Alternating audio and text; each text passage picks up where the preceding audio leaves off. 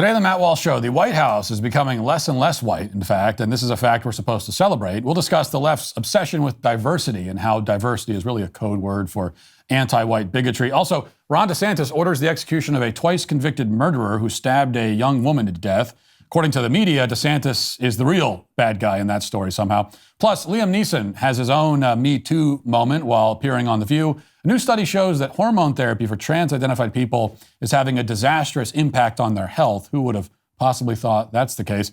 In our Daily Cancellation, a teacher tries to explain why parents shouldn't have any real say over what their kids are taught. All that and more today on The Matt Walsh Show.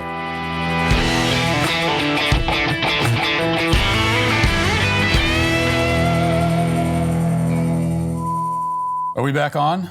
Well, clearly, someone in the control room forgot to turn on ExpressVPN. ExpressVPN is an app that encrypts 100% of my online data to protect it from cyberpunks like the ones who tried to terrorize my show today. When I use ExpressVPN, my online presence is anonymized, making it difficult for anyone to track my online activity and try to shut me down. Couldn't be easier to set up. You just tap one button on your phone or computer and you're protected.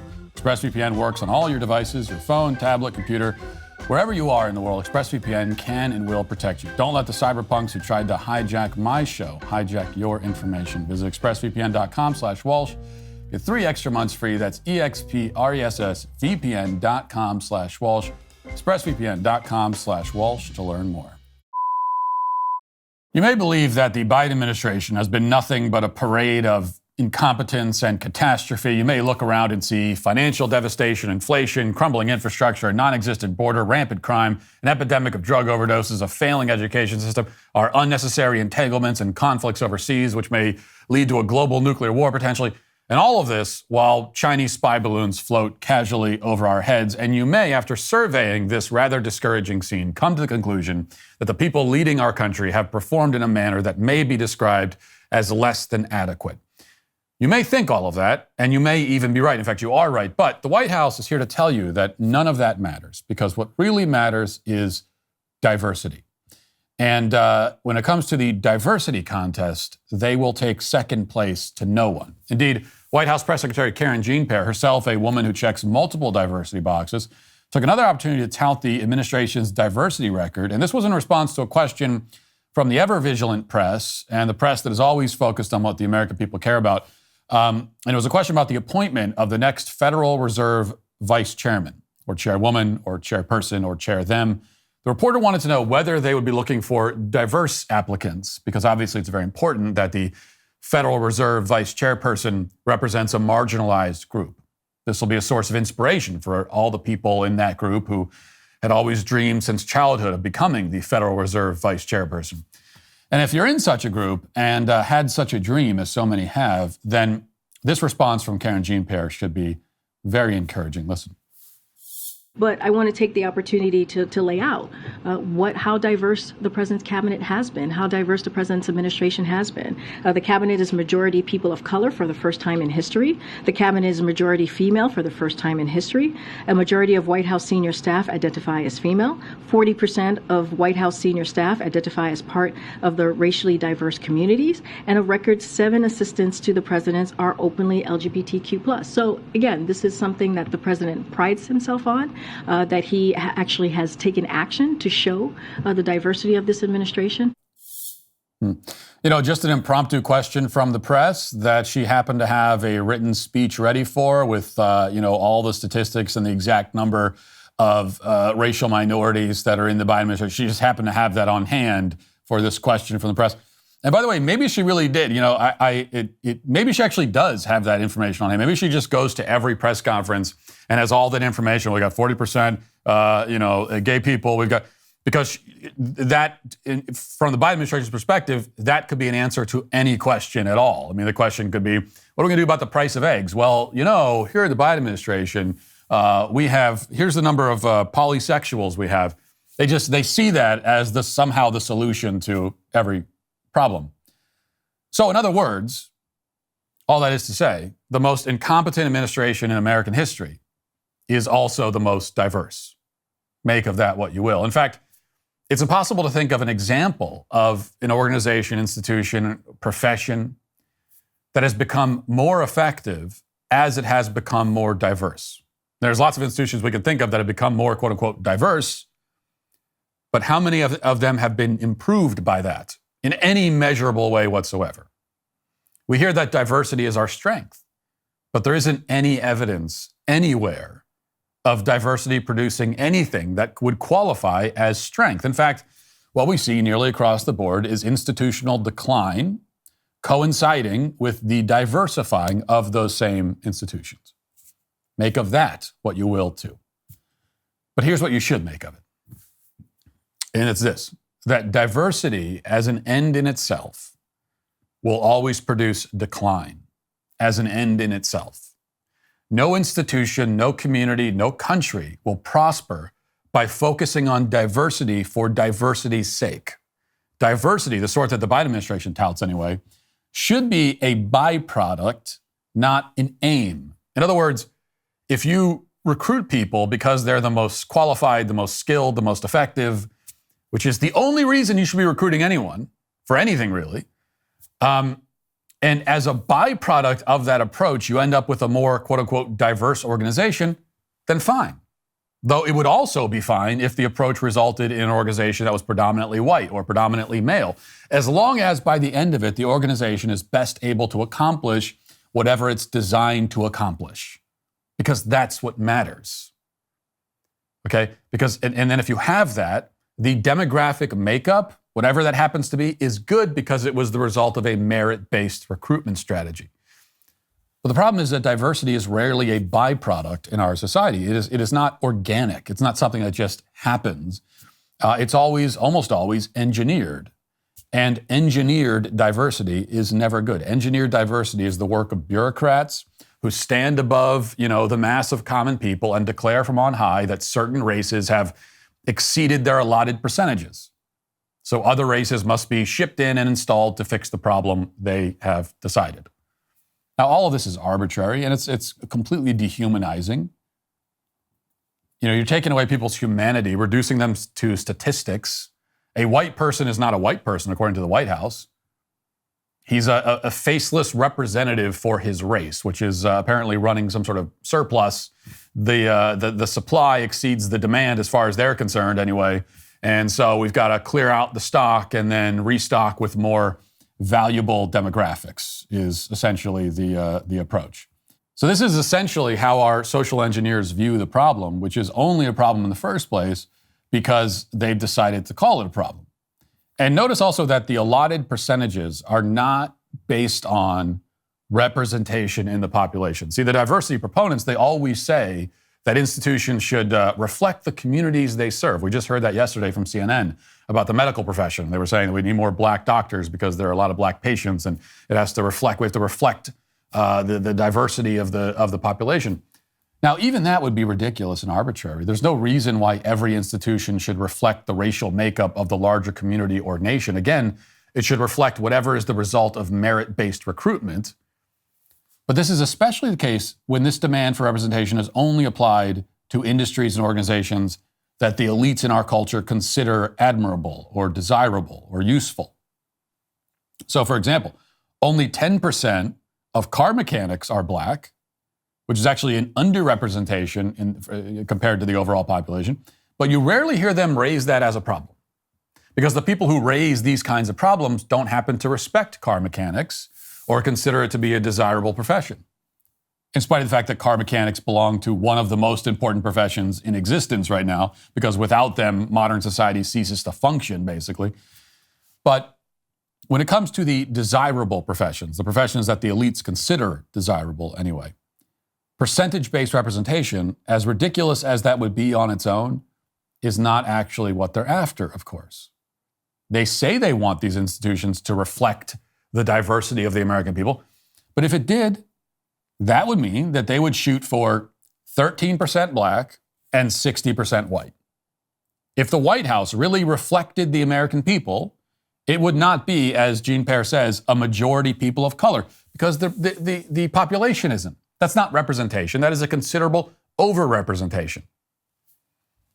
Yet, of course, overrepresentation is the actual goal, because diversity is not the actual goal. Diversity is a smokescreen. I mean, there's a reason why these days leftists have taken to, I'm sure you've noticed, referring to diverse people, or rather a diverse person. So it's not just that the ethnic makeup of a group of people can be considered diverse. It's an individual human being can be diverse. You know, you could have a diverse person and then a non-diverse person.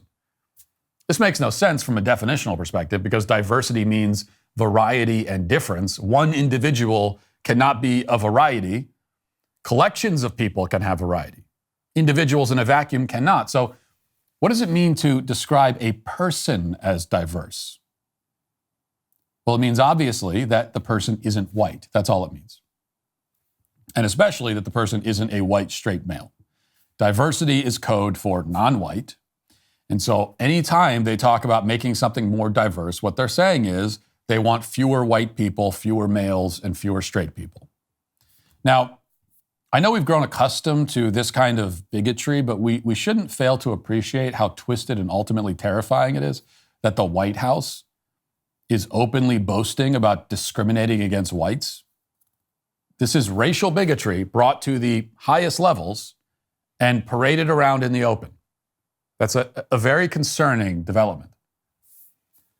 That's why our reaction to this sort of thing should no longer be, as it has been for so long, to just scoff at it, you know, like it's a silly thing.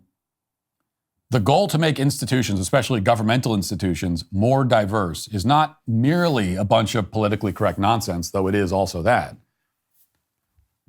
But it is mainly, actively racist. It is an actively racist campaign against whites and an actively sexist campaign against males. It is a direct effort to marginalize a group of people that the powers that be despise. That's how we should see it, because that's what it is, and we should react accordingly. Any effort to make any institution less white and less male is not only pointless and silly, but disgusting and morally repugnant. As would be entirely clear to everyone if an institution openly endeavored to make its members less black or less brown or less female. And this is not just about complaining about a double standard here. You know, I know we do plenty of that. I'm saying that we need to start calling things what they are, which means that we must say that our government is run not by champions of diversity, but by anti-white bigots. Plain and simple. Now let's get to our 5 headlines.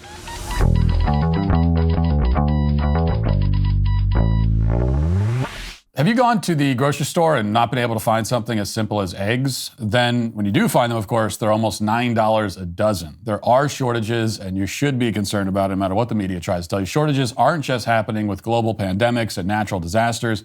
They're happening every day. And if you're worried about not being able to find the products you need to take care of yourself and your family, well, you should be. It's understandable to feel anxious in uncertain times, but there's a way to feel at peace, even in the midst of shortages. You need to be prepared for anything. And our partners at Jace Medical are here to help with that. A great way to start preparing is with the Jace case, a pack of 5 different courses of antibiotics that you can use to treat a whole host of bacterial illnesses. All you have to do is fill out a simple online form. Your information will be reviewed by a board-certified physician, and your medication will be dispensed by a licensed pharmacy at a fraction of the regular cost. Being prepared not only brings peace of mind, but also helps you save time and money in the long run. But you got to go to jacemedical.com, enter code Walsh at checkout for a discount on your order. That's jacemedical.com, promo code Walsh. We'll begin with this because the media found a new line of attack against DeSantis last night. The line of attack is that DeSantis had a man killed, if you can, a poor innocent man was killed by Ron DeSantis. And that man's name is Donald Dilbeck.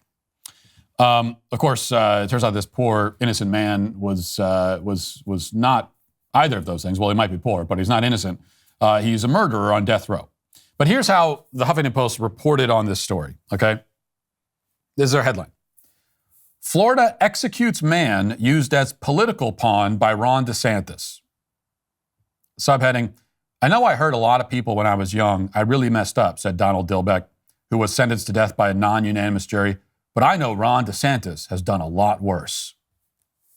No, he hasn't done worse than you as a convicted murderer on death row. Although there's no point of addressing Donald Dilbeck now because he's, dead, as well he should be. Reading now from the article, it says, Florida on Thursday executed 59-year-old Donald Dilbeck, who was sentenced to death 32 years ago by a non-unanimous jury under a death penalty statute that has since been found unconstitutional.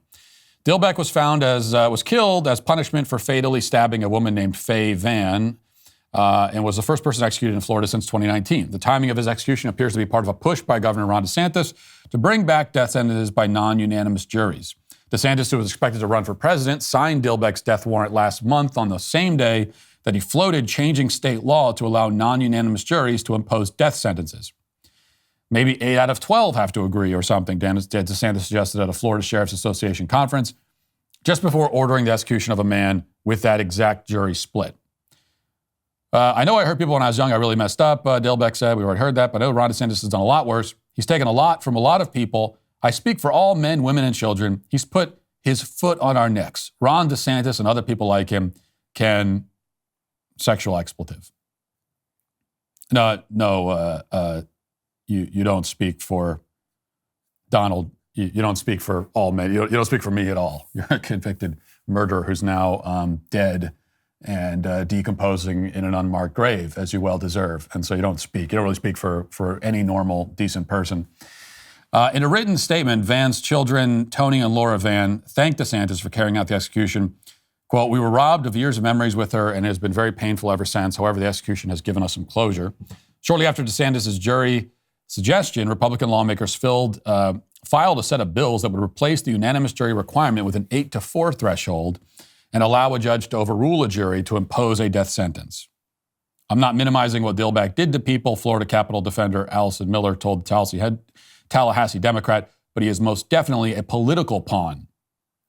DeSantis has cited the outcome of the trial for Nicholas Cruz, who killed 17 people in a 2018 school shooting in Parkland, Florida, as a reason to bring back non-unanimous jury verdicts. Cruz was sentenced to life in prison without parole after jurors split 9-3 over the death penalty. And that's an important detail that I think maybe some people get confused about with this. They're not talking about, the conviction is non-unanimous. What they're saying is that the decision that you could be executed even if the entire jury doesn't agree that although you're guilty, you should be executed for the crime. And of course, Ron DeSantis is entirely right about that. Like, why do you need the entire jury to agree on that? And then we're told more. There's something missing from, as we read through this entire report, and this is Huffington Post, but the rest of the corporate media, it's been the same kind of thing as they're telling us a story about Donald Dilbeck. And then they get to a little bit of Dilbeck's background. Like most people sentenced to death, Dilbeck endured extreme abuse as a child. His birth mother drank 18 to 24 beers per day throughout her pregnancy, resulting in a catastrophic effect on Mr. Dilbeck's intellectual and adaptive functioning. His lawyers wrote in a petition requesting the Supreme Court review the case.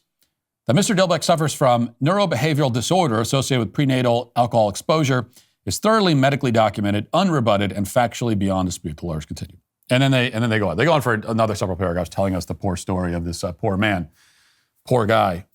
But do you notice something something that's missing? We've got several paragraphs into this. And what's missing is they still haven't given us the precise details of what Dilbeck did to earn his lethal injection. They briefly mention it in one sentence, but they don't really give us the full story. And this is always the case with these kinds of articles about criminals executed by the state. They always bury the reason, the full reason, at the bottom, when that should be like the very first thing you tell us. Okay, before you tell us about fetal alcohol syndrome and he had a bad upbringing and his parents were abusive, we don't need that. I want to know what he did. I want the full story of what he did. Well, the full story is that Dilbeck shot and killed a sheriff's deputy, went to prison for it, escaped, and then found a woman in the parking lot, Faye Van, in a parking lot of a store, and stabbed her to death, really for no reason. Not that there could be a good reason. Stabbed her to death and left her 2 children without a mother. And that's how he got the death penalty. So killing the first person, not enough. Second person, now you're getting the death penalty. And that's why, like, I can have all the sympathy in the world for people who experience trauma in their lives, who are abused as children. Like, who's not sympathetic to that? But once you victimize someone else, then the sympathy goes away. Because, part of it is that the buck has to stop somewhere. And, Donald Dilbeck was abused as a child. Terrible thing. Well, what about the parents who abused him? I bet you we could trace back and see that, well, they were abused too. Right? I'm sure horrible things happened to them when they were horrible things happened that would lead a mother to drink 18 beers a day when she's pregnant. Like, we can guarantee that she had not a great life. I think we can, without even knowing anything else about her, we were pretty sure that's the case. And then what about the people that did that to her, and then her, and then her? So you just keep passing the buck down generations and generations. Turns out no one is responsible for anything. It's got to stop somewhere, and it stops with each individual. Stops with each individual. Each individual is responsible for their own actions. And if you are horribly victimized as a child or any other time, again, sympathy. But when you make the decision to pass that victimization on to someone else, right, to try to, in whatever weird, twisted way, alleviate your own suffering or reclaim some, semblance of power and control in your own sick mind, by passing that suffering and that victimization on to someone else, now there's no more sympathy for you. Because now you're as bad, in fact, probably worse now than the person who victimized you. You are also a monster. So all that goes out the window. And this is just justice. Right? We could talk about, as we've talked about with the death penalty, things like deterrence. That is a factor. Okay, they'll tell you the studies show it's not a deterrent. First of all, it's actually impossible to. Common sense tells us that obviously the death penalty has a deterrent factor, because most people don't want to be executed. So obviously it does. It's hard to go beyond common sense because it's actually impossible to measure. So when they tell you that there are studies, it proves that there's no deterrence. Well, that would require you to know all of the people who would have done something bad but then didn't. So you would have to. That's the only way to measure deterrence. You're measuring all of the people who didn't do something. How could you possibly know that? It's impossible to know. And then also the way that we carry out the death penalty. I mean, this guy was on death row for decades.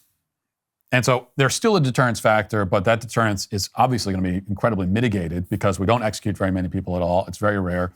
And when we do, it's decades in the future. They get all kinds of appeals and everything. And so that's going to mitigate the deterrence factor. There is still going to be a deterrence factor. It's going to mitigate it, though. And yeah, so the deterrence thing, you could talk about that. You could talk about the kind of societal self-defense argument that there are people who are just so dangerous that we have no choice but to segregate them permanently from all of society in the most ultimate sort of form of segregation, which is to execute them. So that argument's fine, but really it comes down to justice, and there are things in life that you can do that simply they cry out for the harshest response and punishment, and this is one of those things. And that doesn't change your experiences growing up, what you suffered through. That doesn't change the nature of the act that you committed. Ultimately, though, this just makes me like DeSantis more. A convicted killer used his last moment on earth to curse the name of Ron DeSantis. That's supposed to make us like him less? Not for me. All right, moving on. The ladies of The View discuss the East Palestine situation. You know you're going to get some really intelligent commentary from these ladies. And let's watch. Can you regulate out regulations for a second? Because it seems to me that the Republicans are obsessed with this notion of the free market, and they don't like a lot of regulations. Because it means profit. When you deregulate, you get profit. But I know. Part of the deregulation, for example, is reducing the workers, there were very few plane crashes. Thank God. And that's because the industry is highly regulated. We have to pay for regulations and safety standards. Otherwise, where are we? We're all going to go up in flames. Norfolk Southern gives as much to Democrats as Republicans. It's a very powerful lobby that is trying to block regulation. And this train, to Sarah's point, 2 miles long with 2 full-time employees and a trainee on it. And they didn't even need to, because the last administration rolled it down to only one worker. They happened to have 2. One thing I just want to say is I do think this was an unforced error by President Biden. It was 20 days before we had Secretary Buttigieg go down, 10 days before he put out a statement acknowledging it. This is Trump country. He won by 40 points. He is a president for all Americans. I believe that, but he needs to show that he is. But it was time for him to be. I don't know why they would ever vote for him, for somebody who, by the way, he placed someone with deep ties to the chemical industry in charge of the EPA's Chemical Safety Office. That's who you voted for in that district. Donald Trump, who reduces all safety. He did. But he showed up at McDonald's and those voters saw something on the ground that probably resonates in a way that they need. But they need to look past the photo ops, these people, and say, who's doing the job here? Forget about the photo op. Showing up is a big thing. I think this is Donald Trump's fault. Of course it's Donald Trump's fault. Everything that happens in the Biden administration is Donald Trump's fault. And it's Donald Trump's fault that not only that this happened, but that the Biden administration didn't show any concern for it whatsoever until they were forced to. And even then, it was clear that it was only a symbolic concern. The fact that the transportation secretary didn't show up there until 3 weeks, and then walked around for a little bit looking like a dork in his construction outfit, looked like a child dressing up as a construction worker. All that is Donald Trump's fault. So we know that. This is why I told you that they, and when I say they, I mean the media, the government, the elites, they don't care about this story because they don't care about these people. And it really is that simple. And they don't care about these people because they don't belong to an accepted, preferred group, because they're largely white working class people, and also because they tend to vote Republican. And you just heard it from Joy Behar. This is who you voted for. Referring to them as these people, this is who you voted for. You notice she would never, ever, ever say that about the crime-ridden hellscape inner cities all across country. Just plagued with crime and violence and drugs and people walking around looking like zombies, fentanyl zombies walking all around. What she's never going to say is, these people in those cities, they voted for this, what you voted for. Not going to say that. She will say that about white working class people in Ohio, though. They don't care about the people. Like, it wouldn't matter. I mean, the honest truth is that, and this hopefully is not news to you, but it's a tough truth, that if everyone in that town died from chemical poisoning, the Joy Behars of the world, she wouldn't care. In fact, she'd probably be happy about it. Like, she sees you as utter scum. And it's the same thing for the Biden administration. They don't care. Speaking of The View, it's a little bit of a less important topic, but I wanted to mention this because this was also making the rounds yesterday. Here's the article in the New York Post. It says, looks like Liam Neeson will not be returning as a guest on The View. The Irish actor, 70 years old, described his appearance on the ABC talk show last week as embarrassing, telling Rolling Stone the entire segment left him feeling uncomfortable. During his appearance on the show, co-host Joy Behar couldn't help but air out her longtime crush on the Taken actor. In fact, the segment included a montage of clips that showed Behar making bizarre on-air comments. Neeson said, I was in the dressing room drinking a cup of tea, turned the TV up, and I thought, oh, this will be great. They're talking about gun violence in America. I agree that it's an American problem. I go on stage and join the ladies during the break, and I was congratulating them on this discussion. Then our segment starts, and it's just all this BS with Joy and Liam Neeson and having a crush. And he says, I'm uncomfortable in those situations. And he said it was embarrassing. So that's how he felt. He doesn't want to go back. He feels embarrassed by it. And here's we'll play a little bit of the clip of these women hitting on Liam Neeson. Please welcome Liam Neeson. We talk about you so much, I feel like you've been here. That's what I thought. No, you talk about it so much. Don't blow my cover. Joy wants to get taken by you. I will find you and I will kill you. I love it. I got this Valentine from you today. It says, "Happy belated Valentine's Day, Liam X." And then I was like, oh. And then I find out you gave it to all of us. Well, she will believe anything that you say because it's no secret that Joy thinks you're the hottest and the greatest ever. And in case there was any doubt, yes. We have a few times she's brought you up over the years. I think we have some video. Have you seen this? I would just like to have my ashes sprinkled over Liam Neeson. There's room in my heart for Steve and for Liam Neeson, let's say.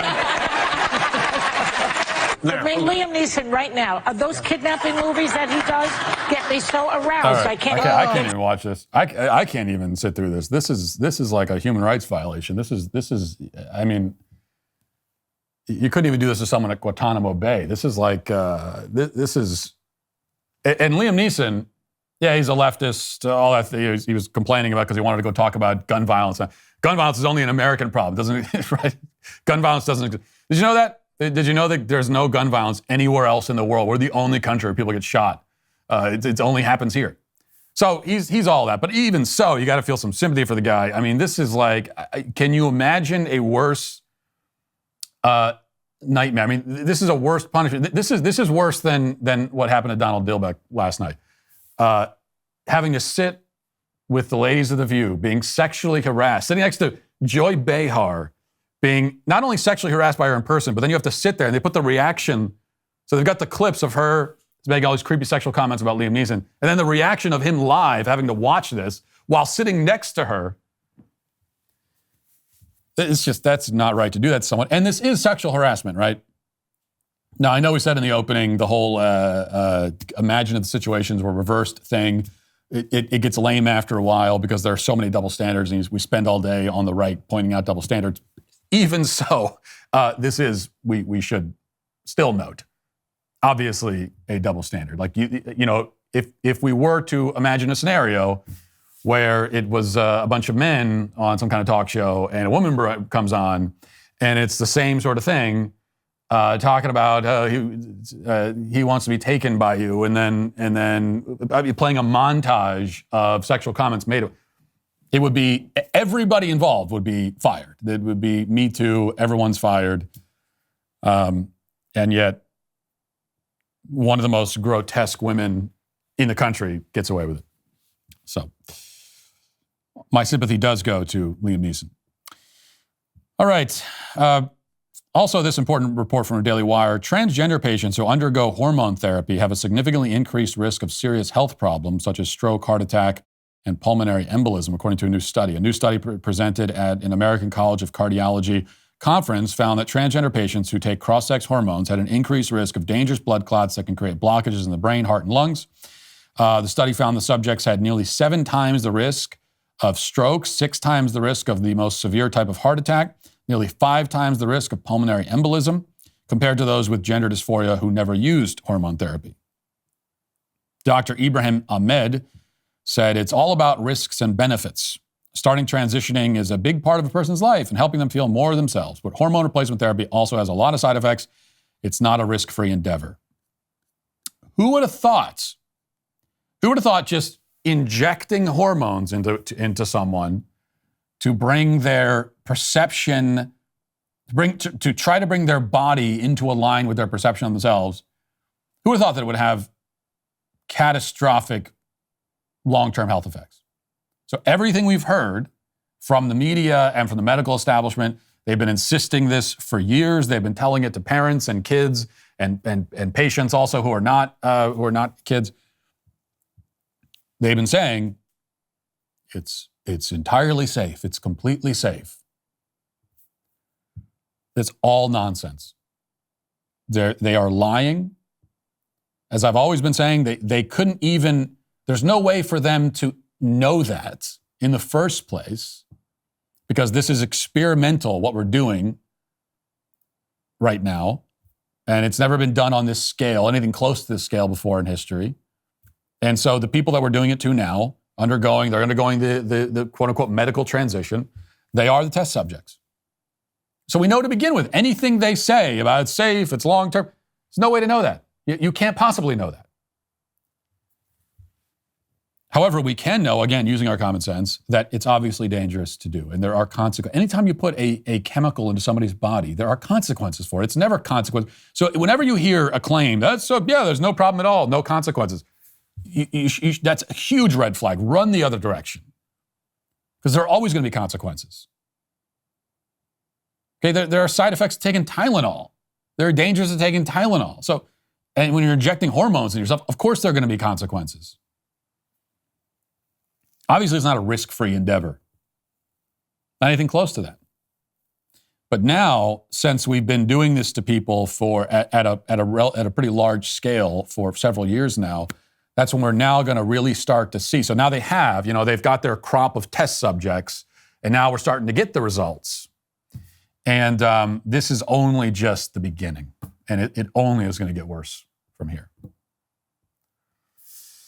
All right. One other quick thing before we get to the comments section. CNET has this report. Plant-based milk alternatives can keep calling themselves milk, according to the U.S. Food and Drug Administration on Wednesday. So plant-based milk is allowed to still refer to itself as milk, says the FDA. The agency commissioned and conducted focus groups and found that the term milk is strongly rooted in consumers' vocabulary when describing and talking about plant-based alternatives. Consumers are aware that plant-based milks are different from dairy milks, research found. They also use the plant-based alternatives in the same way people use dairy milks in cereals, coffee, and more. Although many plant-based milk alternatives are labeled with names that bear the term milk, they do not purport to be, nor are they represented as milk. Oh, really? They don't purport to be milk? When it says milk on the carton, that's not purporting to be milk? So they're allowed to continue this lie. The FDA, no surprise, the FDA gets it wrong again. This is nonsense. I'm sorry. Look, you trust consumers to know that it's not actually milk? They don't know that. And besides, when did these bureaucrats start trusting consumers to know things? I mean, that's why they have warning labels on mattresses saying, don't use it as a flotation device, right? Don't bring this to the beach and try to float on in the Atlantic Ocean.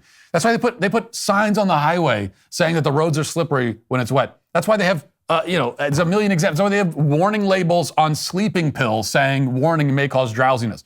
So they don't have any faith in the ability of consumers to know things and to figure things out. And yet suddenly when it comes to this, they're like, people will figure it out. They know. Since when do you have that sort of faith in people? And this is the one area where they actually should have the warning label. Warning, this coconut milk is not milk. Coconuts do not lactate. This is a liquid secretion from a fruit. It is not milk, something like that. Because that's honest. And it also pays due respect to actual milk, which is something that's important to me. As you know, as someone who is the opposite of lactose intolerant, I don't believe in lactose intolerance. We are a lactose welcoming household, and yet there are all these products appropriating the lactose identity when in fact they are merely discharge emitted from fruits and nuts, which is not milk. I've already explained this to you many times, okay? Almond milk, that's not milk. That is nut discharge. That's what it is. You might not like it, but that's what it is. And you ought to know that, and you ought to say it on the carton. FDA fumbles the ball yet again. Big surprise. Let's get to the comment section.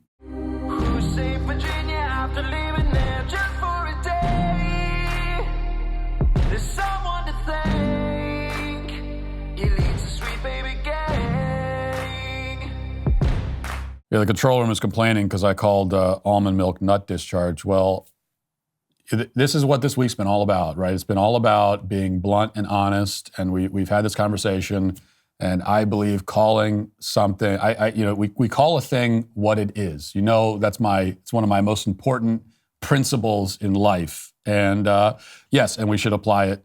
We should especially apply it to the things that are in our refrigerator. You should know what you're consuming. That's all I'm trying to say.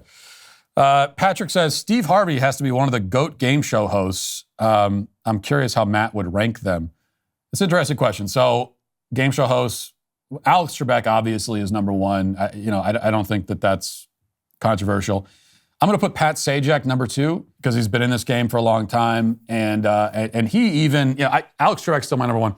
Pat Sajak is even more though the prototypical game show host. When you think of a game show host, I think you think of Pat Sajak. He even has a great game show host name. And then number 3, I put Bob Barker. I think you put him in, and then maybe Steve Harvey would be number 4, and then number 5 maybe Regis Philbin.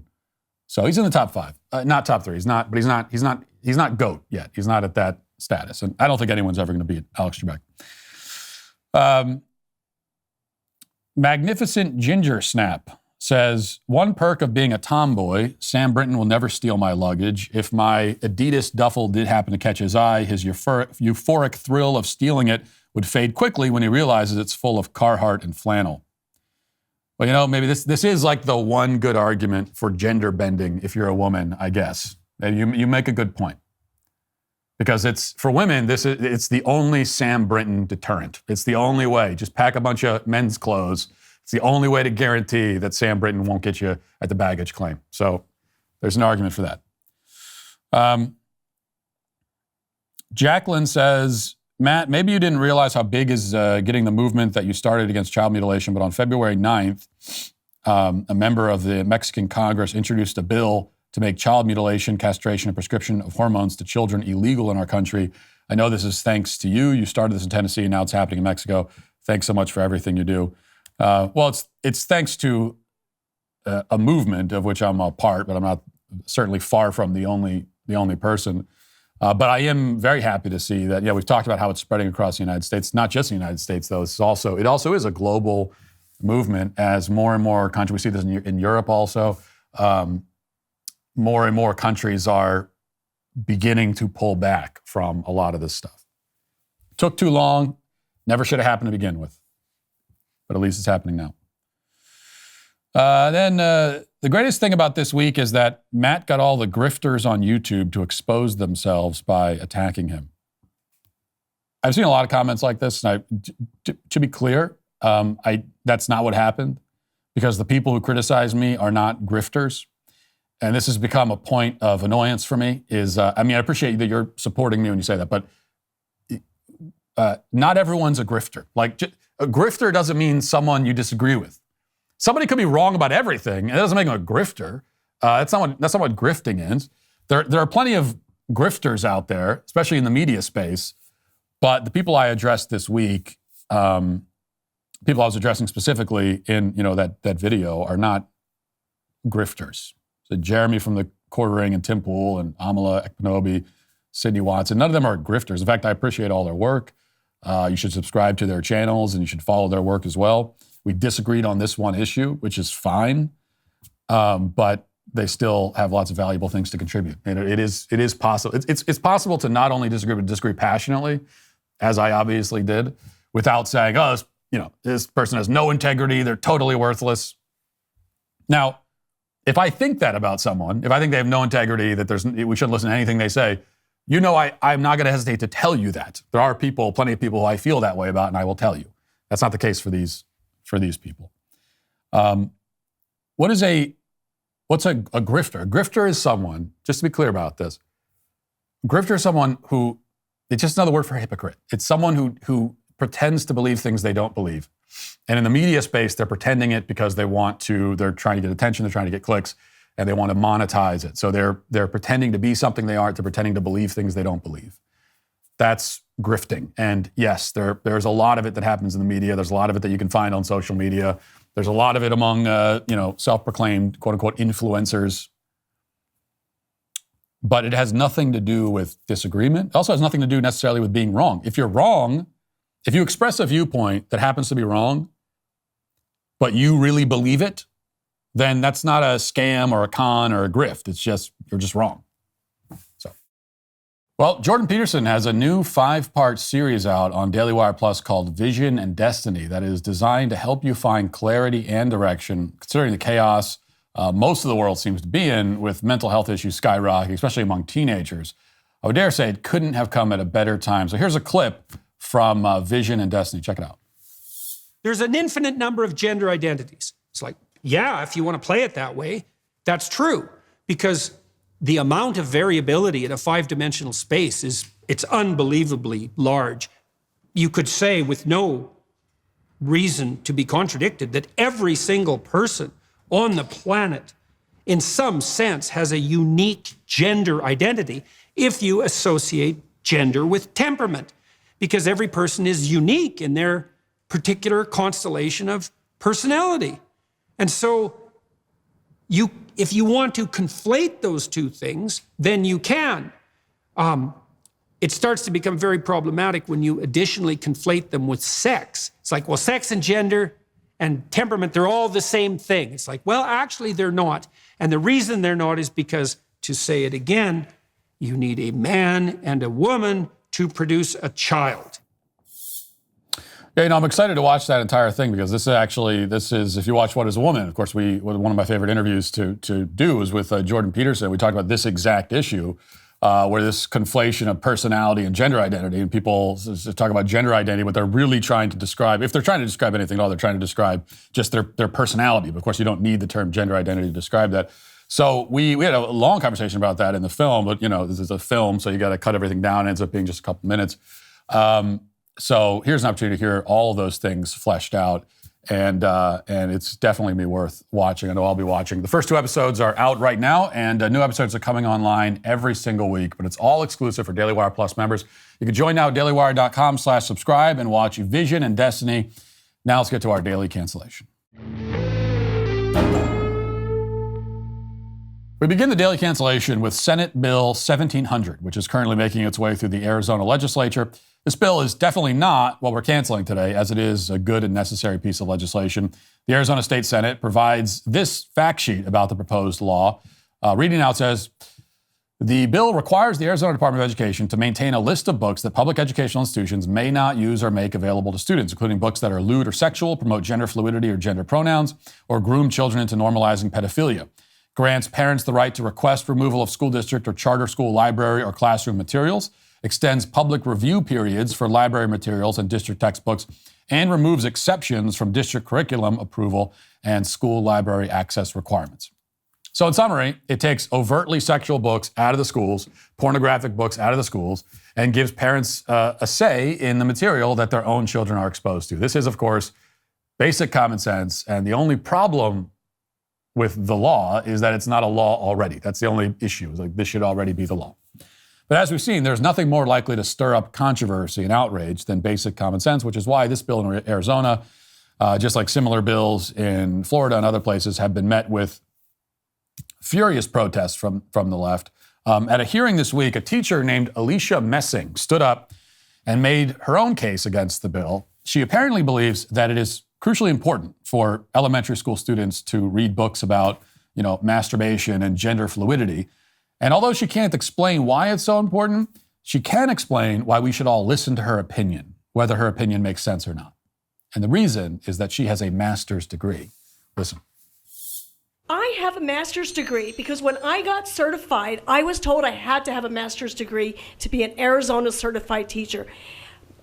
We all have advanced degrees. What do the parents have? Are we vetting the backgrounds of our parents? Are we allowing the parents to choose the curriculum and the books that our children are going to read?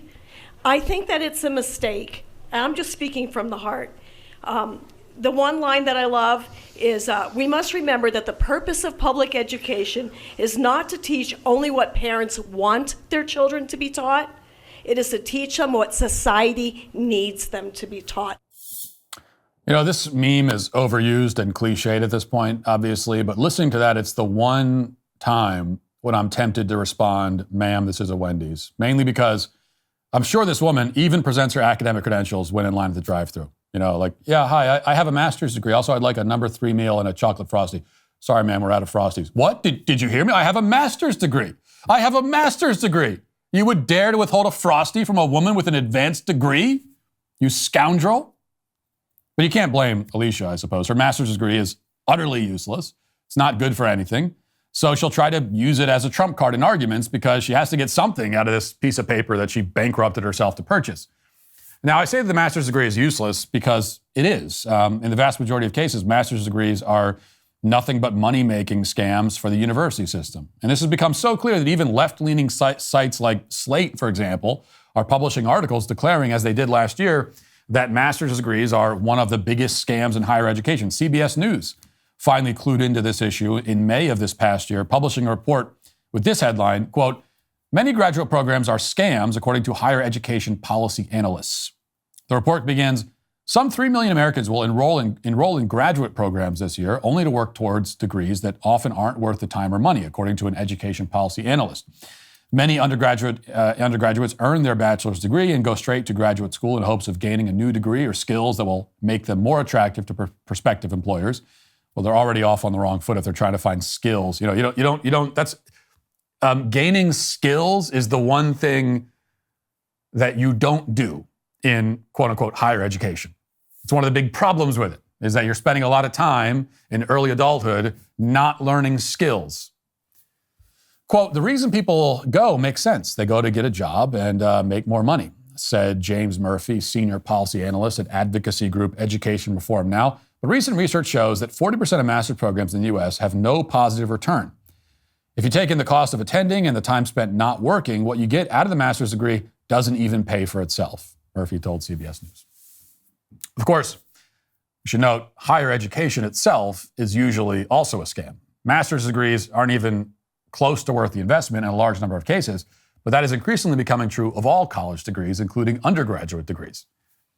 The scam simply becomes more obvious and more financially costly as you move up the educational ladder. That's why half of all student debt is now held by people with graduate degrees. And these are mostly people who, they want to stay in college. They want to stay in the college system because they don't know what else to do. And they're afraid to actually start living their adult lives and getting to the point where they actually have to learn skills. They don't want to do that, so they just stay in the system. Or they do it because they've been convinced that it's a smart strategy to spend the first decade of adulthood stacking degrees, even if you don't know what you're going to do with them. Or because, as was the case with Alicia, she says, the teacher in the clip, they have to get a master's degree in order to get into their chosen line of work. Now, this third case, where they get it because they have to, that doesn't make it less of a scam, but in fact, more of a scam. Like so many other professions, hers comes with an entirely arbitrary barrier to entry. It requires her to sink herself even further into debt to obtain what amounts to nothing more than an extremely expensive calling card, signaling that she's a member of the club. That's why I wouldn't make fun of her for getting the degree if it's what she needed to do in order to get the job she wanted. But the problem is that she's now pretending that this symbolically significant token has actual significance. She says that parents aren't qualified to determine which books are appropriate for their own children because the parents don't have the magical piece of paper that she has. But that's not how it works, Alicia. If the parents don't have a master's degree, it only means that they weren't suckered or coerced the way that you were. That doesn't make them less qualified. If anything, it makes them more qualified. After all, you don't need a degree to determine what is appropriate for children. All you need is common sense and powers of discernment. And we must immediately suspect that people who blew their money on a useless advanced degree are probably lacking in both of those things. Then again, this is not really a question of qualification. It is a question of the proper ordering of things. It's a question of who's the primary earthly authority over a child, the parent or the government? Who's the primary caregiver? Who has the parental rights? Does my child belong to me or the state? Is my child, or is he the state's child, the state's property, and I'm just there as backup? These are the fundamental questions at play here, and these questions have nothing to do with academic credentials. And the answer right down the line is the parent. The reason that we give primary authority to the parent is not just because it's the parent's right, though it is, but also because that's what's best for the child. And you notice how she says at the end that we shouldn't consider what the parent wants the child to be taught, but rather what society needs the child to be taught. But when she says society, she means, of course, the institutions that run society. And those institutions will decide what they need the child to be taught based on what sort of person they need the child to become. In the case of the institutions in charge of our society today, they, quote unquote, need our children to be morally and intellectually vacuous vassals of the state, with no firm sense of self, no understanding of their own identity, who can be easily placated and manipulated. Those are the sorts of people they need, and so they want them to be educated in a way that will produce those results. But here's an alternative idea. What should we teach the child? Well, maybe we should teach the child what the child needs to know. Okay? It's not what society needs the child to know. It's what the child needs to know. Maybe you should take the child's needs into account first and foremost. Rather than teaching based on the needs of society, i.e. the institutions, perhaps we should be teaching based on the needs of the actual child, the student. And the fact that this option wasn't even mentioned by the teacher, that she hadn't so much as considered this, tells you all you need to know. And as far as what kids need to know, well, we certainly know that they don't need to know about gender ideology and gender fluidity and whatever else this teacher wants to shove into their minds. They don't need to be exposed to that. In fact, they need to not be exposed to it. And that is ultimately why this teacher and her master's degree are today canceled. That'll do it for this portion of the show as we move over to the members block. If you're not a member yet, become a member and use code Walsh at checkout for 2 months free on all annual plans. Hope to see you there. If not, talk to you on Monday. Godspeed.